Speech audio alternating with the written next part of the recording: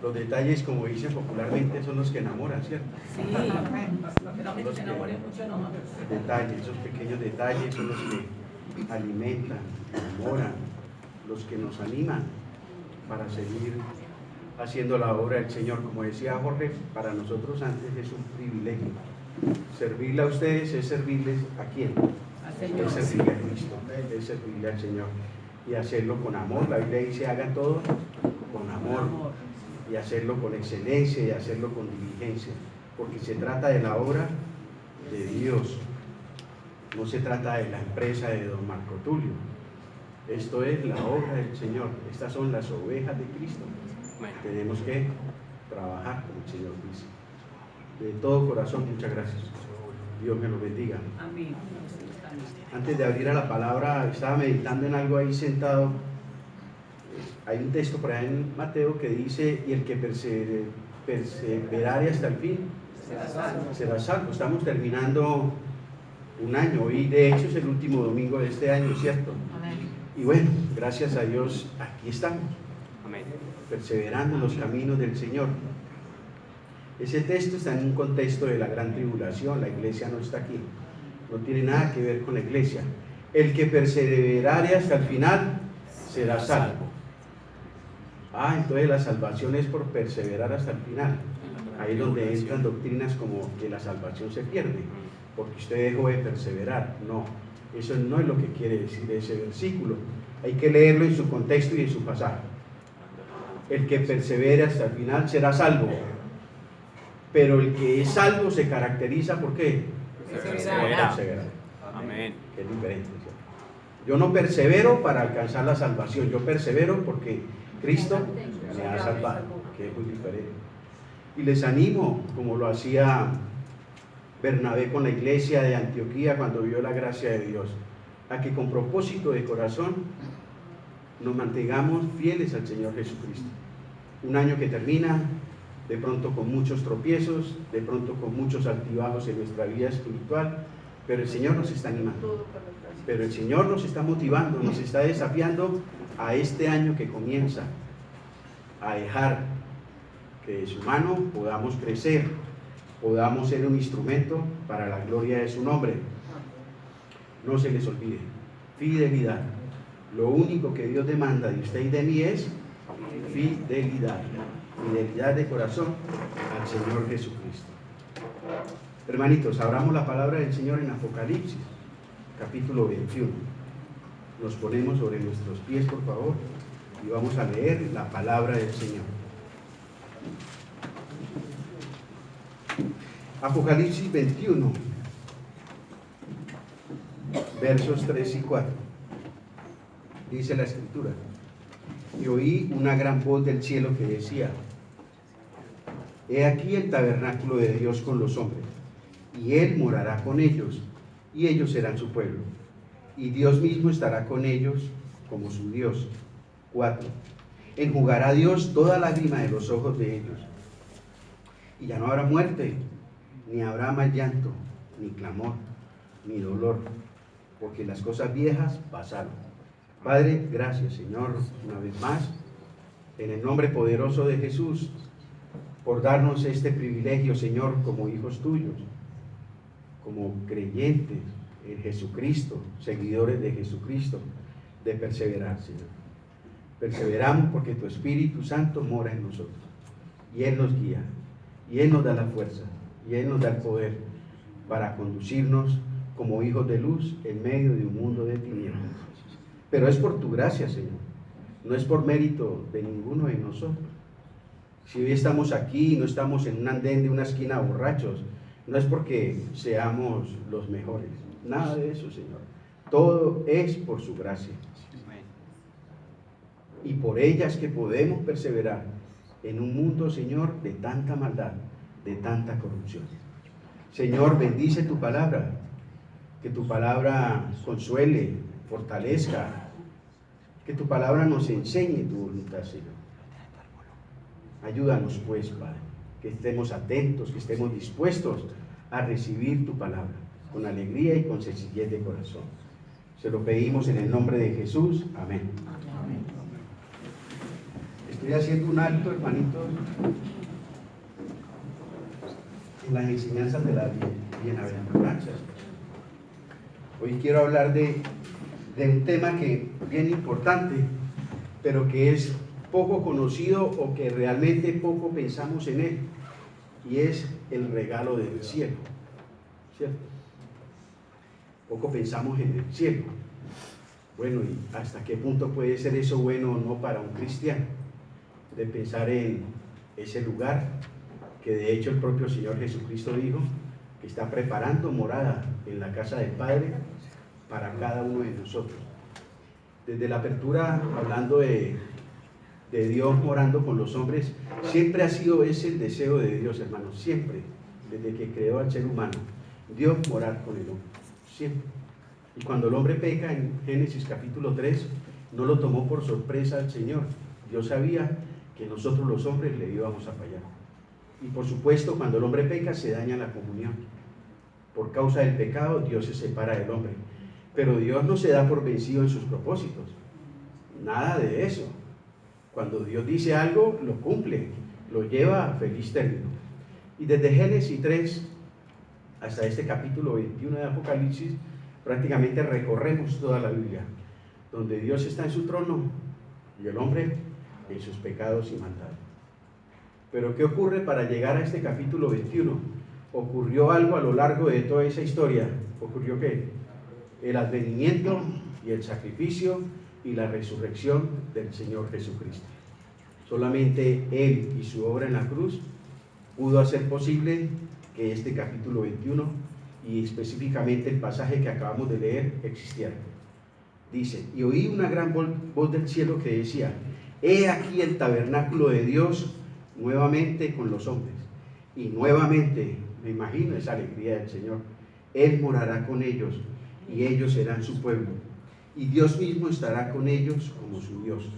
El cielo es un lugar maravilloso, el cielo es un lugar inefable, espectacular. Ninguno de nosotros nos podemos imaginar lo que es el cielo, la morada de Dios. Y es todo eso y mucho más. ¿Saben por qué? Por quien mora en ese lugar. Amén. ¿Quién es? Dios. Dios mismo. Ahí vemos algo. La idea no es dar hoy algo bien expositivo con respecto al cielo, porque es un tema muy extenso en la Escritura. Si bien no hay mucho, pero sí es un tema muy profundo. Es como dar unas pequeñas pinceladas con respecto a ese regalo maravilloso que también Dios nos da, que es el cielo. Por allá escuchaba yo una vez en el campo, por aquí en Antioquia, cuando trabajé en los pueblos, el campesinito por lo general le dice a uno: ellos son muy humildes y muy queridos. Cuando uno le hace un favor, le dicen a uno: Dios le pague, ¿y qué? Dios le pague y le dé el cielo. ¿Cierto? Muy lindos, muy humildes, y lo dicen de corazón. Dios le pague y le dé el cielo. Pero ¿qué tal si el cielo se pudiera conseguir de esa manera? ¿Cierto? No. El cielo es un regalo que Dios nos lo ofrece a todos aquellos que por la fe hemos recibido al Señor Jesucristo. De hecho, nadie que no haya entregado su vida a Cristo entrará al cielo. Es espectacular, maravilloso el tema del cielo. Cuentan la historia de una niña que nació ciega. Y fue creciendo, y fue creciendo, y fue creciendo. Y le preguntaba siempre a su mamá: mami, ¿cómo es el mundo? Mami, ¿cómo son las personas? Mami, ¿cómo son los paisajes? Mami, cuéntame. Y la mamá le contaba cómo eran las montañas, los colores, cómo eran los paisajes, en fin. Y ella ya crecidita, pues hubo la oportunidad como de hacerle una operación. Y le dieron como esperanza de recuperarle a través de la operación la vista. Pues sí, a la niña la operaron. Y en su recuperación, en el tiempo, sí, obviamente, gracias a Dios, ella recuperó la vista. Y cuando ya le quitaron los vendajes y todo, a la primera que vio fue ¿a quién? A la mamá. No, esa mujer feliz, contemplando a su mamá, contemplando todo. Mami, muéstrame las montañas. Entonces la sacaron por allá a una ventanita. No, ella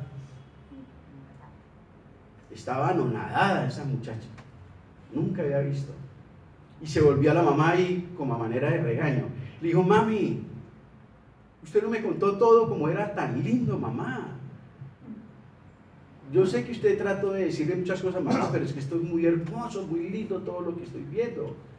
Y la mamá le dijo, ay, mija, pues imagínese, yo traté en mis palabras, en mi manera de pensar, de ilustrarle a usted en palabras, pues todo lo que yo veía. Yo hice todo lo posible por hacerlo, hija, pero me doy cuenta que faltaron palabras.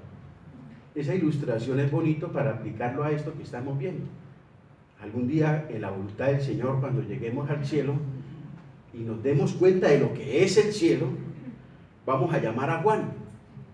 Juan, no Juan, usted se quedó cortico con esos 2 capítulos de Apocalipsis 21 y 22. Esto no es ni esto de lo que usted nos enseñó, Juan. Y Juan tal vez nos va a contestar de la misma manera que la mamá le contestó a la niña. Muchachos, yo hice todo lo posible por tratar en mi expresión, en mi idioma, en mi lenguaje, de ilustrarles lo que es la morada de Dios. Hermanitos, es inefable. La Biblia dice que cosas que ojo no vio, ni oído oyó, ni han subido a corazón de hombre, son las cosas que Dios tiene reservadas para los que aman al Señor. Amén. Ahí vemos algunos matices muy pequeñitos de lo que es la morada de Dios. Pero realmente la morada de Dios, no, es algo inimaginable. De hecho, Pablo por allá en 2 Corintios 12 dice que él fue arrebatado al tercer cielo y dice que él oyó, ¿qué? Palabras inefables, dice él. Oiga, no solo lo hermoso del lugar, sino lo que se habla allá. Es maravilloso. No hay manera de, Pablo dice, no tengo cómo expresarles. De hecho, me prohibieron decirle, pero si yo pudiera hacerlo, no tendría tampoco cómo decirles lo que se habla en el cielo. No es tanto lo que es en el cielo, lo que se habla en el cielo. Y todo eso es inefable y todo eso es espectacular, maravilloso. ¿Saben por qué? Por el simple hecho de que el cielo es la morada de Dios. Y donde está Dios, imagínense ustedes qué puede ser todo. En la Biblia hay muchas maneras como ella identifica el cielo. Por ejemplo, hay partes que lo llaman, ese mismo capítulo de 2 Corintios 12, ahí Pablo lo llama paraíso, y anteriormente lo llama que fui arrebatado ¿a dónde? Al tercer cielo. Paraíso, tercer cielo. También es sinónimo el reino de Dios, también es sinónimo la ciudad santa, también es sinónimo la palabra cielo. Todos estos son sinónimos que hablan de la morada de Dios. Cuando Pablo dice que fue al tercer cielo, pues no necesitamos ser matemáticos para inducir que si hay un tercer cielo es porque previamente hay un segundo y hay un primer cielo, ¿cierto? ¿Cuál es el primer cielo? El primer cielo es el firmamento, lo que nosotros podemos ver con nuestros ojos, donde están las nubes. Ese es el primer cielo. ¿Cuál es el segundo cielo? Es el que va mucho más allá de nuestro planeta. Todo lo que contiene los sistemas planetarios, las galaxias. Ese es el segundo cielo. Y el tercer cielo es la morada de Dios. La morada de Dios, el trono del Señor. Miren lo que dice Isaías 66:1. Isaías 66:1.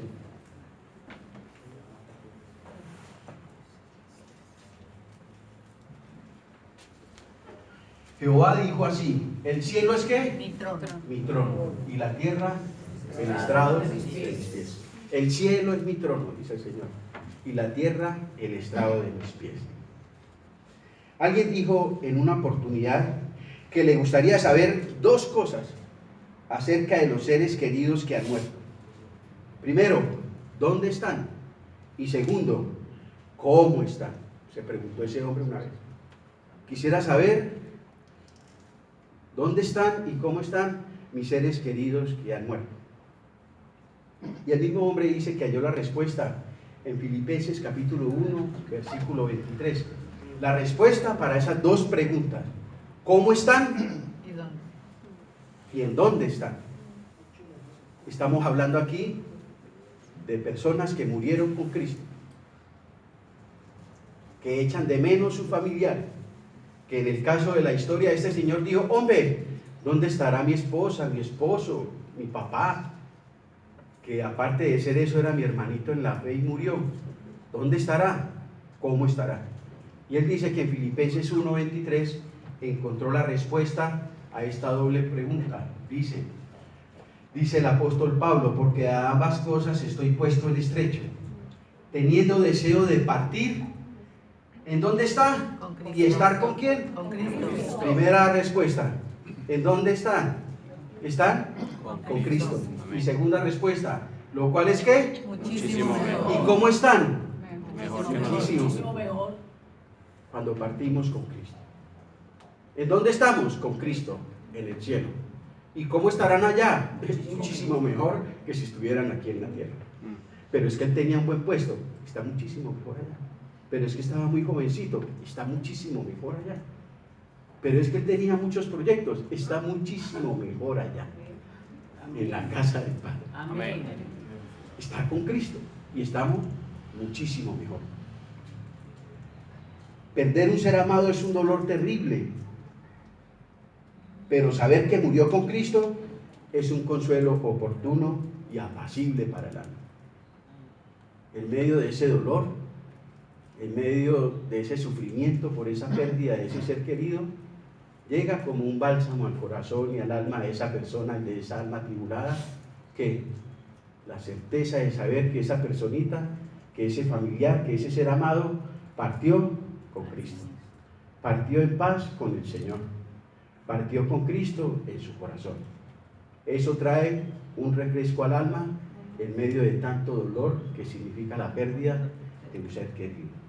En primera a los Tesalonicenses capítulo 4, versos 13 y 14, en la Nueva Traducción Viviente. Miren lo que dice la Escritura al respecto. Aquí me abrí un poquito, pero tiene algo que ver con el asunto. Los tesalonicenses se caracterizaron, entre otras cosas, porque ellos se tomaron muy en serio, y así tiene que ser, el regreso del Señor Jesucristo. Por allá dice que ellos esperaban todos los días la venida del Señor Jesucristo. Pablo les enseñó esa doctrina preciosa acerca de que Cristo vendría por su iglesia. Y ellos todos los días vivían con esa expectativa. Hoy puede ser el día que el Señor venga por nosotros, su iglesia. Eran fieles en esa doctrina. Eran celosos en esperar, en tener esa expectativa. Pero resulta que en medio de eso se estaban muriendo cristianos. Estaban muriendo cristianos. Entonces algunos de ellos se empezaron a entristecer y le mandaron a preguntar a Pablo qué pasaría con esos cristianos que se murieron si el Señor venía. Ellos estaban tristes porque ellos decían, fulano se murió y se perdió la venida del Señor. Entonces le escribieron a Pablo porque estaban muy acongojados por esa situación. Y Pablo aquí les está contestando esa duda que ellos tenían al respecto. Pablo les dice en el verso 13, y ahora, amados hermanos, queremos que sepan lo que sucederá con los creyentes que han muerto, porque ellos le preguntaron a Pablo, ¿qué pasaba con ellos? ¿Se iban a perder la venida del Señor? ¿Se iban a perder de esa gran bendición? Y Pablo les dice, bueno, yo les voy a explicar lo que sucede con los creyentes que han muerto. ¿Para que qué? Para que no se entristezcan como los que no tienen esperanza. Para que no se entristezcan como los que no tienen esperanza. Es bonito todo esto que estamos viendo, hermanos, porque tarde o temprano tendremos que pasar por esas pruebas difíciles que son las pérdidas de los seres queridos. Y es bueno hoy recordarlo, y es bueno hoy grabarlo en el corazón, para que ese día que suceda, tarde o temprano, bueno, el Espíritu Santo traiga toda esta palabra a nuestros corazones y pueda darnos paz en medio de un momento tan difícil. Mire lo que dice el verso 14. Pues ya que creemos que Jesús murió y resucitó, también creemos que cuando Jesús vuelva, Dios traerá junto con él a los creyentes que hayan muerto. Es decir, tranquilos, ellos no se van a perder de nada se van a perder, porque esa bendición del rapto de la iglesia es para la iglesia de todos los tiempos, para los vivos y para los muertos. Amén. Es un evento que ocurrirá en el tiempo próximo o lejano, solamente Dios lo sabe, porque Él lo prometió, sabemos que sucederá, pero no sabemos cuándo. Pero cuando ocurra, Él viene es por su iglesia, por la iglesia de todos los tiempos, por aún aquellos que llevan miles de años de muertos, por ellos viene también, ellos serán resucitados. Sus almas vienen con Él del cielo, porque dice ahí en el verso, también creemos que cuando Jesús vuelva, Dios traerá junto con Él a los creyentes. ¿De dónde viene Cristo? Del cielo. Él desciende del cielo y de allá viene con los creyentes. Amén. ¿Se acuerdan el texto de Filipenses? Que dice Pablo, si yo quisiera morir, porque si muero ahora, voy a dónde, pero el espíritu. Antes de que venga Cristo, lo que ocurre con un creyente cuando muere, el cuerpo va a la tumba, pero el espíritu va a la presencia del Señor inmediatamente. Y el día del rapto, el día que el Señor venga a cumplir esa promesa, los que hayan muerto en Cristo resucitarán primero. Dios trae el alma, Cristo trae el alma con ellos, el espíritu, el cuerpo lo resucita y reciben cuerpo glorificado. De hecho, ellos van delante de los que estemos vivos.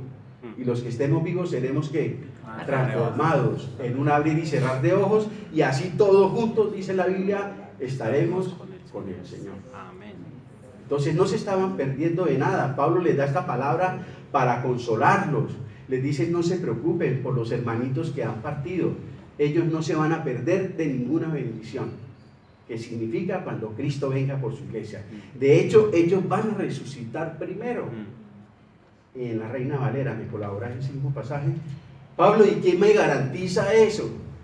De que mi hermanito que murió va a resucitar y no se va a perder la segunda venida del Señor. ¿Cómo me comprobas eso? Y mire la poderosa respuesta que le da Pablo en el verso 14. Porque si creemos que Jesús murió y resucitó, Él coloca como garantía que la resurrección y la muerte y la resurrección del Señor Jesucristo. Si usted cree eso, téngalo por certeza, que así también Dios va a traer con Jesús a los que durmieron en Él. Amén. A los que durmieron en Él. ¿Cuál es la garantía de que eso se cumplirá? La muerte y la resurrección del Señor Jesucristo. ¿Ustedes creen que el Señor Jesucristo murió y resucitó entre los muertos? Amén. ¿Tienen esa certeza en su corazón? Amén, amén. Bueno, pues también pueden tener la certeza de que sus familiares que murieron en Cristo no se van a perder de nada, de todas las bendiciones que implica la venida del Señor Jesucristo por su iglesia. Porque es palabra del Señor. Porque es palabra de Dios. Eso en cuanto a los que mueren en Cristo. Conocemos la historia de un hombre que ya demasiado tarde descubrió la tragedia que es rechazar a Dios en vida. Estamos hablando de la historia que nos narra el Señor Jesucristo en Lucas capítulo 16. La historia del rico y Lázaro. Este hombre se dedicó a vivir y a disfrutar de sus riquezas terrenales, a vivir para este mundo, a darle rienda suelta a los deseos de su corazón. Todo lo que su corazón le pedía, él lo complacía. Él no tenía tiempo para las cosas espirituales. Él no estaba interesado en las cosas de Dios ni en la palabra del Señor. Él quería estar con sus amigos, en convites, en fiestas, en comelona, en vestir bonito, en vestir lujoso, en tener lo último de moda. Esa era la vida de ese hombre. Tal vez ese hombre muchas veces fue exhortado a buscar del Señor, a vivir la palabra de Dios, pero no quiso. Su corazón estaba en las cosas del mundo. Y ese rico un día murió. Y la Biblia dice que él estando allí, murió ya. Pero con la muerte física no se acaba la existencia del ser humano, ahí donde verdaderamente empieza la existencia de todo ser humano. Y dice la Biblia que abriendo sus ojos, se halló que estaba en ¿qué? En gran tormento. Y él pudo dimensionar el lugar donde se encontraba. Y a la distancia pudo ver otro lugar y pudo ver a Abraham. Reconoció a Abraham. Hermanos, en el cielo nos vamos a reconocer. En el cielo vamos a tener memoria. Sí. Bueno, este pasaje nos ayuda mucho a responder estas preguntas. Aquí estamos hablando de un pasaje que habla lo que ocurre después de la muerte. ¿Y quién está hablando? el autor de la vida, el que tiene las llaves de la muerte, el que lo conoce todo. Jesucristo con autoridad nos está mostrando qué ocurre después de la muerte. Este hombre murió sin él, rechazándolo. Y dice el Señor Jesús que se halló en ese lugar llamado ¿qué? El Hades. o el Seol, o el infierno. En esa época estaba dividido en dos lugares, porque había una cima que separaba uno del otro. A un lugar iban aquellos que no estaban interesados en Dios. Ese era el lugar de tormento. Y en el otro lugar era conocido como el seno de Abraham, a donde iban los justos.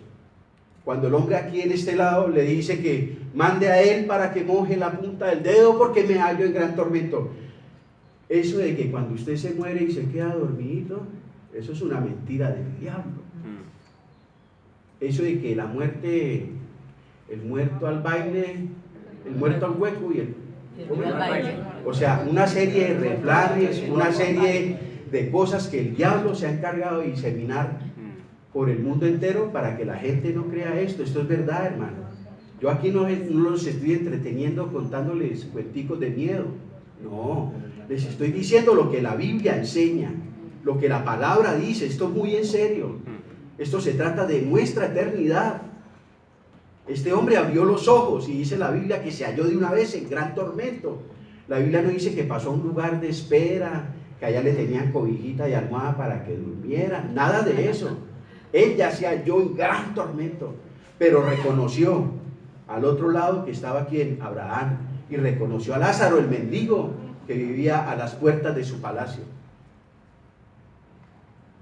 ¿Y qué le dijo Abraham? Ya no es posible. Hay una cima entre nosotros dos. Ustedes no pueden venir acá y nosotros no podemos pasar allá. Antes, eso era lo que ocurría con todas las personas antes de Cristo cuando morían. Iban a uno de esos dos lugares. Después de que Cristo muere en la cruz, Cristo desciende allí y toma a todos los que están en el seno de Abraham, a todos los justos del Antiguo Testamento, y los lleva ¿a dónde? Al cielo. Los lleva al cielo. Y de ahí en adelante, todo justo, todo hombre o mujer que muera en Cristo Jesús, ya no va al seno de Abraham, va directamente ¿a dónde? A la presencia del Señor, va directamente al cielo.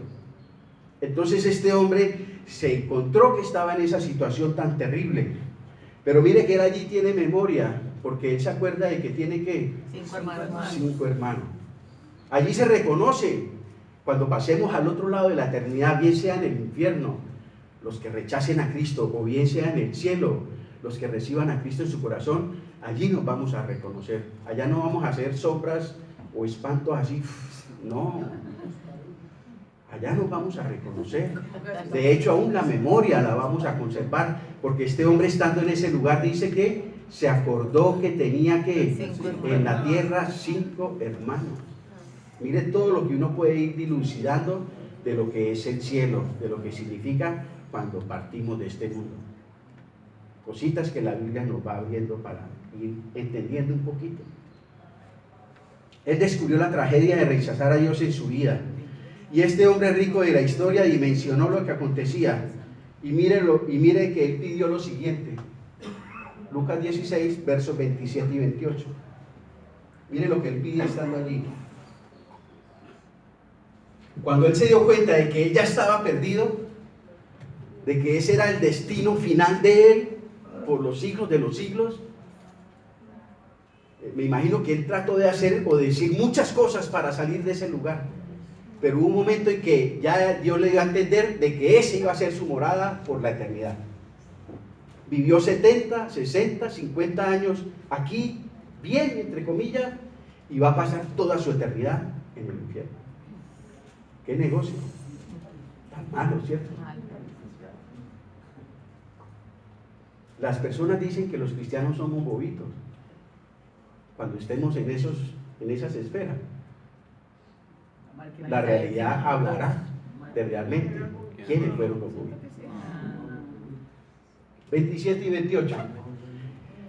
Entonces él, rogándole a Abraham, le dijo, cuando él vio que por él ya no se podía hacer nada, le dijo, te ruego, pues, padre Abraham, que envíes al mendigo que murió a la casa de mi padre. Ellos se dieron cuenta que el mendigo también murió. De pronto, si lo ven vivo, ellos se asustan y aceptan el mensaje. Eso es lo que él está diciendo ahí, verso 28. Porque tengo 5 hermanos para que les testifique, a fin de que no vengan ellos también a este lugar de ¿qué? Tormento. Hermano, mire, lugar de tormento, lo dice la Biblia. Es un lugar de tormento, es una eternidad de sufrimiento, lo que le espera a todas las personas que tengan la mala decisión de rechazar a Cristo en su vida. Y el único medio consuelo que tenía este hombre era tratar de hacer algo ya demasiado tarde por sus seres queridos. ¿Y qué pide? Por favor, vayan, testifíquenles, vayan y adviértanles para que ellos no vengan a este lugar. El mensaje del Evangelio tiene una connotación de advertencia, como terminé la enseñanza el domingo pasado. Escapen, huyan al monte, huyan al Calvario para que hallen allí salvación y vida eterna. Escapen. Es advertirle a las personas, escapen de la condenación eterna, vengan a los brazos del Señor Jesucristo. Entonces Él les pide eso. Envíenlo, por favor. Díganles a ellos para que ellos escapen y no vengan a este lugar de tormento. Es doloroso cuando un hijo o una hija muere. Es doloroso cuando papá o mamá parten. Es triste cuando el esposo o la esposa son arrebatados por la muerte. Pero a este terrible dolor súmele el tormento de saber que se fueron para siempre, sin Cristo. Se perdieron. Nunca jamás los volveremos a ver. Serán condenados por toda la eternidad. ¿En dónde? En un lugar de tormento. Allí va a estar su hijo, mi hijo. Allí va a estar su esposo, mi esposa. Allí va a estar su papá, mi mamá, si no se convierten a Cristo. Entonces, aparte de la muerte física y el dolor que produce, el dolor natural que produce en nosotros, la muerte de un ser querido, también llega ese otro dolor como un aguijón de saber que se perdieron. Mientras que cuando mueren en Cristo, esa situación, ¿qué es lo que produce? Antes produce esa esperanza. Hay dolor, pero eso produce esperanza. La esperanza de saber que partió con Cristo ayuda a amortiguar esa pena, ese sufrimiento. Da paz, da esperanza. Pero saber que su ser querido parte de este mundo sin Cristo es un doble dolor, que muy probablemente lo acompaña a uno mientras uno esté con vida en esta tierra. De que parta sin Cristo, porque ya sabemos a dónde qué, a dónde va a ir. Ya sabemos a dónde va a partir. La expectativa del cielo nos produce muchos. Por un lado sentimos alegría de ir allá. Por el otro lado nos da temor, tristeza ante la posibilidad de no tener allá en el cielo a esas personas que amamos o por las que hemos estado orando. Entonces, cuando pensamos en el cielo, hay situaciones encontradas en nuestras emociones. La alegría de estar con Cristo mientras estamos acá, pero también que la tristeza o hasta el temor de saber que algunos de nuestros seres amados mueran y se pierdan por la eternidad. En Hechos capítulo 10, verso del 1 al 4, vemos la historia de un hombre llamado Cornelio. Era un gentil, él no se había convertido, era temeroso de Dios, era un prosélito de la religión judía, pero aún no se había convertido al evangelio. Pero él anhelaba en su corazón la salvación para él y para su familia. Y mire lo que dice la Biblia de este centurión llamado Cornelio. Había en Cesarea un hombre llamado Cornelio, centurión de la compañía llamada la Italiana, piadoso y temeroso de Dios con toda su casa. En el mundo, allá afuera, hay muchas personas que lo único que les falta es recibir a Cristo. Sí. Nos dan ejemplo de vida y de conducta y de temor a Dios a nosotros. Usted lo ve con la camándula de pronto entrando a la iglesia católica. En la cuadra hay un señor. Yo creo que él es acólito, él le ayuda al sacerdote del barrio en todo. Yo personalmente, 19 años que tengo allá, no tengo nada que decir de ese. Nada es nada. Y mantiene con la camándula en la mano. Obviamente eso no lo va a salvar. Pero ¿qué me desafía? Su manera de comportarse. Yo digo, lo único que le falta a ese señor es que ser cristiano. Como ese señor vecino mío era Cornelio.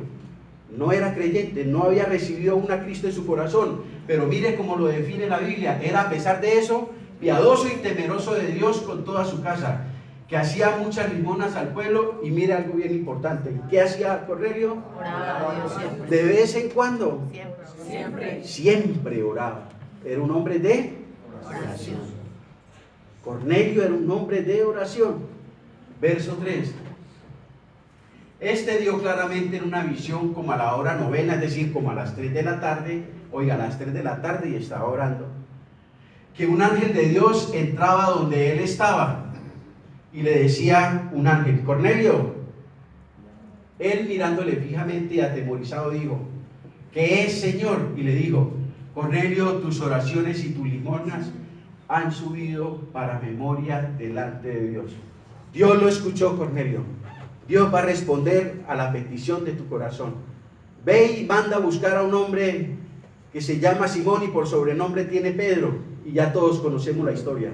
Vino Pedro a la casa de Cornelio. Cornelio reunió a toda su familia. Pedro les predicó el evangelio y toda esa familia y Cornelio fueron ¿qué? Salvos. Fueron salvos. Luego Pedro va a la iglesia en Jerusalén y da un reporte de esto que sucedió allí. Y en el verso 14 del capítulo 11, Pedro relatando la historia, mire lo que complementa aquí, porque aquí muestra por qué era que oraba Cornelio. 11:14. Pedro está relatándole a la iglesia en Jerusalén y dice lo que el ángel le dijo a Cornelio. Cornelio, Pedro te hablará palabras por las cuales será salvo ¿qué? Tú y toda tu casa. Él oraba por la salvación de su familia. Lo hacía siempre, lo hacía todos los días.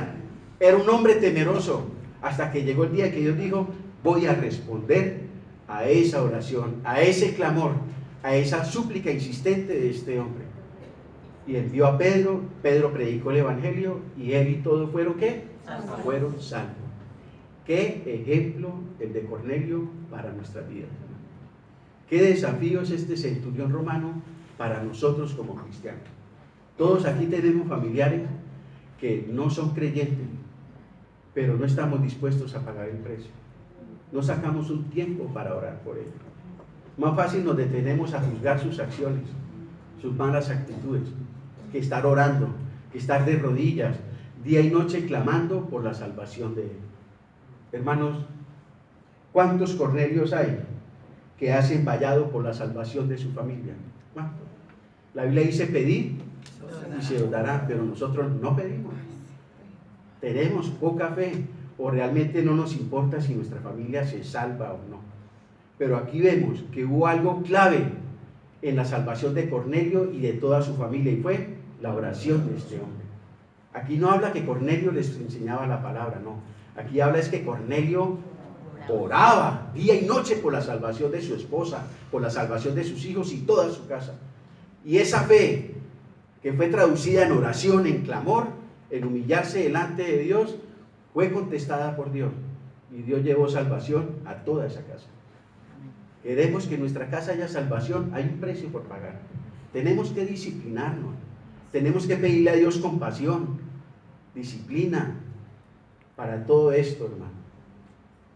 Usted orando una vez cada 3 meses por sus seres queridos, ¿qué está demostrando? No le preocupa, no le importa. Dios verá, ya les he dicho, ya les he predicado, el problema es de ellos. Pues no va a recibir nada.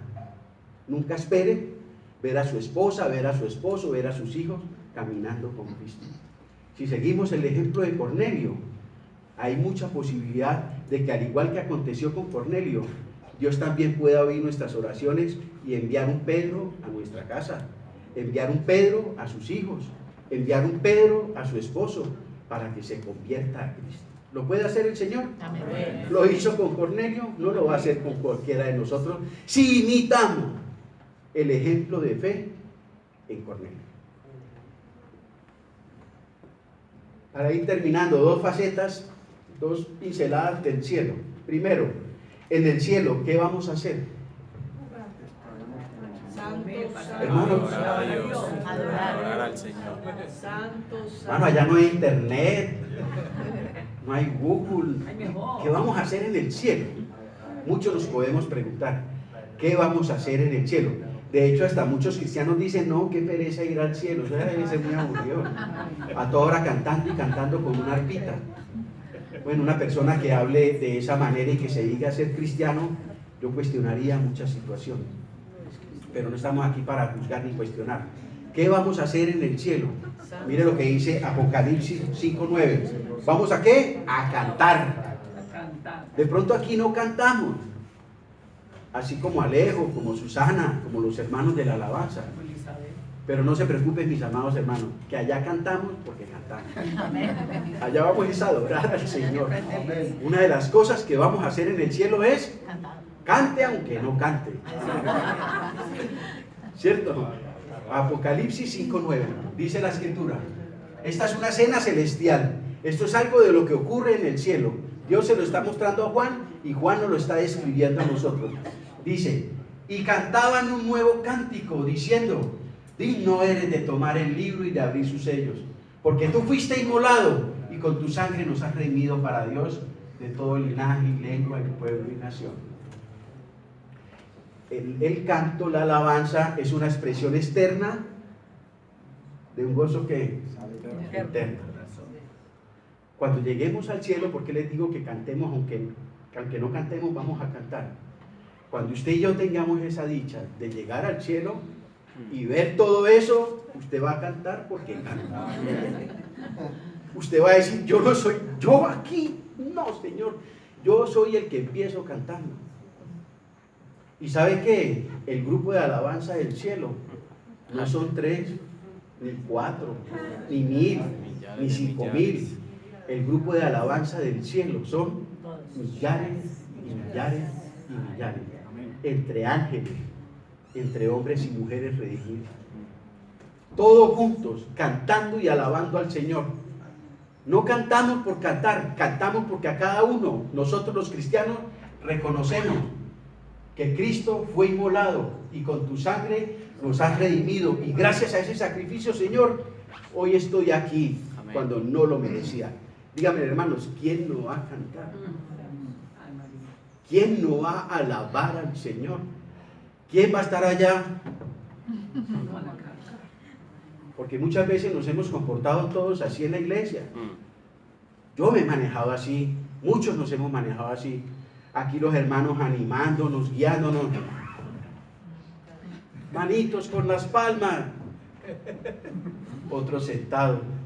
Pero todos nos hemos comportado de esa manera. Pero hoy el Señor nos invita. La alabanza es algo muy importante, es para el Señor en primer lugar. Y lo hacemos de una manera exterior, ¿por qué? Porque estamos demostrando con eso algo interior que hay en nuestro corazón. El canto es la expresión exterior de un gozo interno, de un gozo interno. ¿Quién canta solo? Nadie canta solo. Yo cuando estoy contento canto. Cuando me acuerdo de algo del Señor, canto. No, para eso el tapabocas, para cantar solo. Yo canto en el baño, yo canto en la casa, yo canto en la cama, yo canto cuando camino, se me viene un himno, se me viene una canción y siento deseo de alabar al Señor y canto un corito, canto una letrica que me sepa. Entonces, en primer lugar, ¿qué vamos a hacer en el cielo, hermanos? A cantar. Porque dice el Salmo 16:11, en tu presencia hay plenitud de gozo, delicias a tu diestra para siempre. No hay lugar para el aburrimiento, no hay lugar para las caras estiradas en el cielo. Seguro que allá no va a haber lugar para eso. Allá lo que van a ver son rostros iluminados por el gozo y la alegría.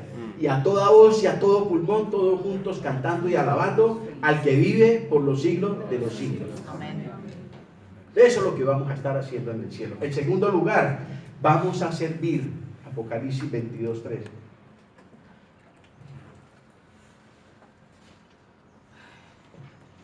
Y no habrá más maldición, y el trono de Dios y el Cordero estará en ella, y sus siervos ¿qué? Le servirán. Le servirán. servir al Señor, y esto es trabajar. El trabajo estaba cuando no había pecado. Antes de que el hombre pecara, Dios le dijo al hombre, trabaja. O sea que el trabajo no es un castigo ni es una maldición. Por el contrario, el trabajo es una bendición. Trabajo hay hoy en día. Tenemos que trabajar en el pecado. Pero cuando estemos en la presencia del Señor, trabajaremos también. Es decir, allí también, allá no vamos a estar todo el día con el arpa. No sé cómo, porque la Biblia no habla mucho, pero allá todos vamos a estar también sirviéndole al Señor. Amén. Ahora, de hecho, cantar y alabar es un servicio a Dios, ¿cierto? El ministerio de la alabanza, ministerio, servicio. Cantar y alabar también es un servicio. Pero habrá muchas cosas más para servirle al Señor. La Biblia dice que Cristo nos ha hecho ¿qué? Reyes y sacerdotes. Reinar es un ¿qué? Es un trabajo. Algo nos pondrá a hacer el Señor. Allá vamos a servir. Allá no vamos a estar, hermanos, ociosos. Ténganlo por seguro. Allá en la presencia del Señor vamos a tener mucho trabajito por hacer. A servirle al Señor. Y en último lugar, vamos a tener comunión en el cielo también. Vamos a cantar, vamos a servir y vamos a tener comunión en el cielo. ¿Y con quién, hermano? Que uno puede hablar con los ángeles, porque en el cielo solo ángeles. Con los 4 seres vivientes. Ángeles y rey míos. No, mire lo que dice Hebreos capítulo 12, versos 22-24. Aquí nos relata quiénes están en el cielo. Hebreos 22-24. Sino que os habéis acercado al monte de Sión, a la ciudad del Dios vivo. Está hablando, miren los términos para referirse al cielo. Aquí hay muchos términos que todos están haciendo alusión al cielo, al trono de Dios. A la ciudad del Dios vivo, Jerusalén la celestial. Y empieza. Primero, a la compañía de muchos millares de ángeles. ¿Qué hay en el cielo? Millares y millares de ángeles. Segundo, a la congregación de los primogénitos que están inscritos en los cielos. ¿Quiénes son los que están inscritos en el libro de la vida? La iglesia de Cristo. Ahí está hablando, la iglesia de Cristo. ¿Qué hay en el cielo? Nos muestra Juan. ¿Qué vio Juan en el cielo? ¿Quiénes poblaban el cielo aparte de Dios? Millares y millares de ángeles. Pero también estaba la iglesia redimida por el Cordero. Amén. Todos aquellos que sus nombres fueron inscritos en el libro de la vida. Sigue diciendo, ¿quiénes más están en el cielo? A Dios, el juez de todos, el que está sentado en el trono. ¿Quiénes más están sentados en el cielo? A los espíritus de los justos, hechos perfectos. Algunos eruditos dicen que estos se refieren a los santos del Antiguo Testamento. Hombres como Moisés, como David, como Abraham. Y también a los mártires que murieron en la gran tribulación por su fe en Jesucristo. Algunos eruditos se ponen de acuerdo en decir que estos espíritus de los justos hechos perfectos son esos dos grupos de personas, los santos del Antiguo Testamento y los mártires de la gran tribulación. Y por último, a Jesús, ¿quién? Hermano, ángeles, millares y millares, la iglesia de Cristo, los santos del Antiguo Testamento y los mártires del milenio, Dios el Padre, Jesucristo el Hijo. ¿Tenemos con quién hablar? ¿Tenemos con quién compartir? Sí, allí también vamos a tener comunión. Vamos a tener, aquí podemos tener muchas preguntas de la Biblia y de pronto el hermano Antonio no se las sabe todas, pero no se preocupe, que si usted es cristiano el día que llegue al cielo, yo le doy permiso para que busque el autor de ese libro. Tiene toda la eternidad para llamarle y preguntarle, Juan, yo tengo una pregunta con respecto a... Allí vamos a compartir, a tener comunión con ellos. Vamos a ver a Moisés, vamos a ver a Abraham, vamos a ver a Jesucristo, vamos a ver al Padre, vamos a ver a los ángeles. Hermanos, eso es maravilloso. Eso es maravilloso. Eso es precioso. Vamos a tener allí también ¿qué? Comunión. Cuando hay enemistades entre nosotros los cristianos nunca hay problema, ¿cierto? Cuando hay enemistades entre nosotros los cristianos, a mí me lo dijeron una vez y se me quedó grabado. Y yo he tenido la oportunidad de compartírselo a los hermanos cuando están en problemas. Yo les digo, hermanitos, No, hermano, es que yo me voy de la iglesia porque yo no me resisto a ese señor, a ese hermano, a esa hermana. Yo más bien me voy. Yo le digo, hermanito, mire, yo no voy a impedir que usted se vaya, pero solamente le voy a decir algo. Cuando lo vea en el cielo, ¿qué va a hacer? Cuando usted lo vea en el cielo a su hermano y a su hermana, ¿qué va a hacer con él? Va a hablar con Jesús y le va a decir que lo mande para otra parte para no verlo a él. Porque allá en el cielo vamos a estar todos y por toda la eternidad, ¿cierto? Entonces, hermano, mire qué bonito, mire qué hermoso todo lo que podemos deducir de esto que estamos viendo por encima. Y el segundo y último punto, ¿qué vamos a hacer en el cielo? ¿Por qué deberíamos anhelarlo? Porque allí se encuentra nuestro mayor amor. Amén. ¿Quién está allí? Dios, Cristo. Jesucristo. Allí está el amor más grande de todos y cada uno de nosotros. ¿Qué dice Juan 17:24?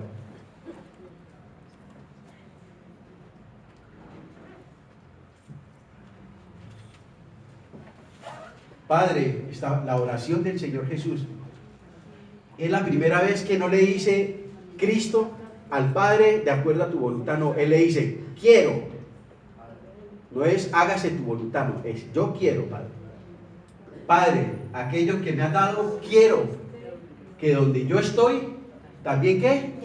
Ellos estén conmigo. Es el deseo del Hijo, que nosotros, sus redimidos, estemos con Él por la eternidad.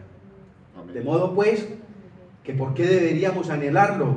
Porque allí se encuentra el tesoro más grande de nuestro corazón, el amor más grande de nuestra vida, que es el Señor Jesucristo.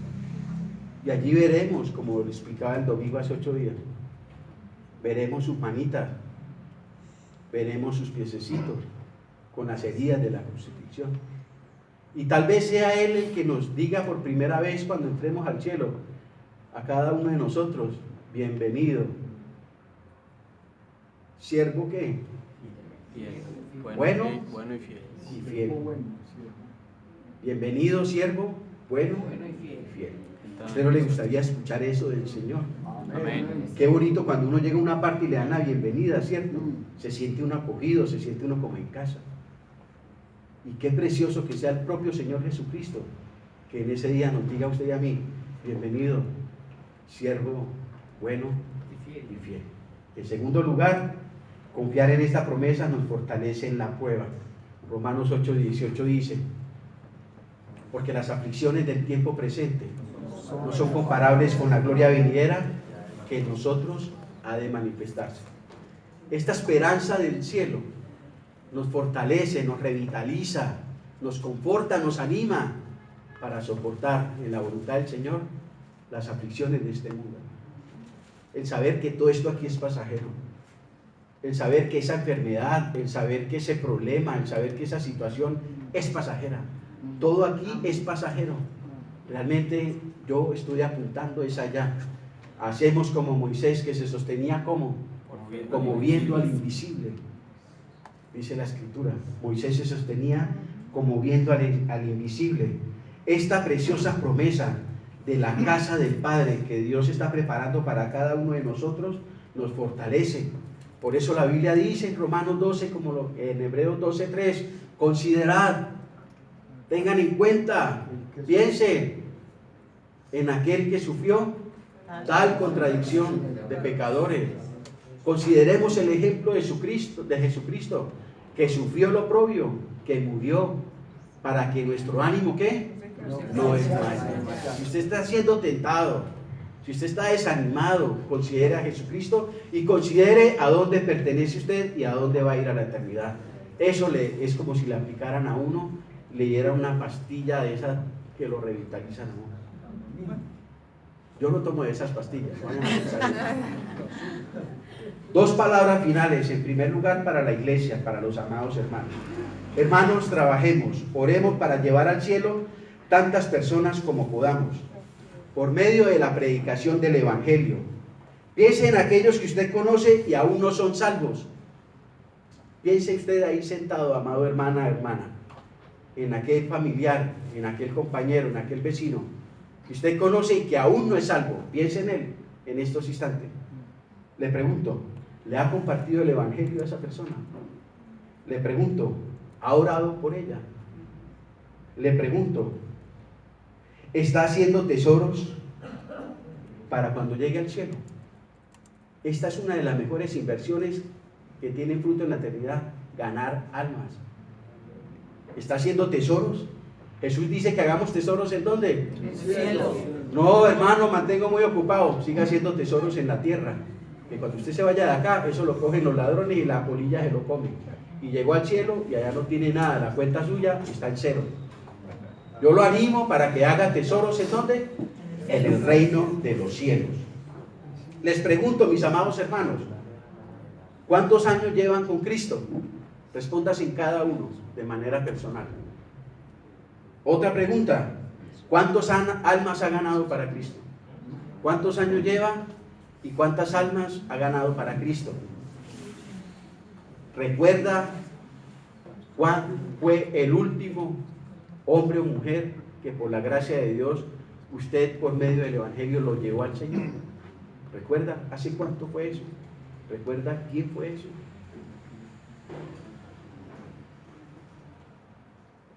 Todo esto lo hago con el ánimo de motivar, aprovechar bien el tiempo, hacer tesoros en los cielos, ahora que hay oportunidad. Ore y pídale al Señor en un año que empieza, dígale, Señor, yo voy ahora a ir a trabajar por 100 almas para el otro año, para que al menos de esas 100 gane una. Pero seamos exagerados con Dios. Señor, yo quiero ganar. Hubo alguien que dijo en el tiempo, Señor, dame a este país, dame a Escocia o me muero. Pidió no 100 almas, pidió fue todo un país. Le dijo, Señor, yo quiero a Escocia para Cristo. Y al tiempo, Escocia se convirtió al Evangelio. De modo pues que si yo los desafío diciéndoles, pídanle al Señor, Señor, úsame para el otro año ganar 100 almas para Cristo, no estoy diciendo exagerado, antes estoy siendo un poco tacaño, para que al menos de esos 100, usted en un año pueda ver aquí el resultado de esa oración y de esa palabra del Evangelio que es poder de Dios para salvación. Pero hagamos algo, hermano. No nos quedemos en las intenciones. Pasemos a los hechos. Y para las personas que nos visitan hoy por primera vez, amigo, amiga, si usted no se halla camino al cielo, si usted siente que no está en camino al cielo y no ha comprendido el Evangelio, si se lo han predicado, escuche lo que necesita para ir al cielo. Acepte por la fe en su corazón a Jesucristo, el Hijo de Dios, que murió por usted en la cruz del Calvario. Murió por sus pecados y resucitó para darle vida eterna. No pase un día más sin estar seguro de que va al cielo. Jesucristo mismo mostró el camino al cielo. Él dijo, yo soy el camino, la verdad y la vida. Nadie va al Padre, nadie va al cielo si no es por mí. ¿Cuál es el camino para ir al cielo? ¿Cómo se llama? No lo busque en otra parte, no lo busque en otro lugar. Por favor, no pierda el tiempo. Hoy mismo, tome ese camino, que con toda seguridad Jesucristo se encargará de llevarlo al cielo, porque Él lo ha prometido. Padre amado, te damos gracias en el nombre de Jesús, Señor, por tantas bendiciones, por tantas y tantas bendiciones. Ahí cantábamos un año más esa preciosa canción. Pero Señor, es que son tantas bendiciones. La bendición de la salvación, la bendición del perdón de pecados, la bendición del cielo, Señor, ese lugar maravilloso donde tú moras, donde tú habitas. Señor, qué esperanza, qué paz para nuestro corazón el saber que algún día vamos a estar allí, Señor. Vamos a estar allí cantándote con todos nuestros pulmones. Vamos a estar allí cantándote y alabándote de corazón.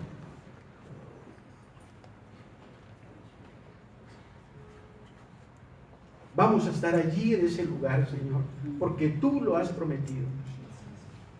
Vamos a estar allí en ese lugar sirviéndote, Señor.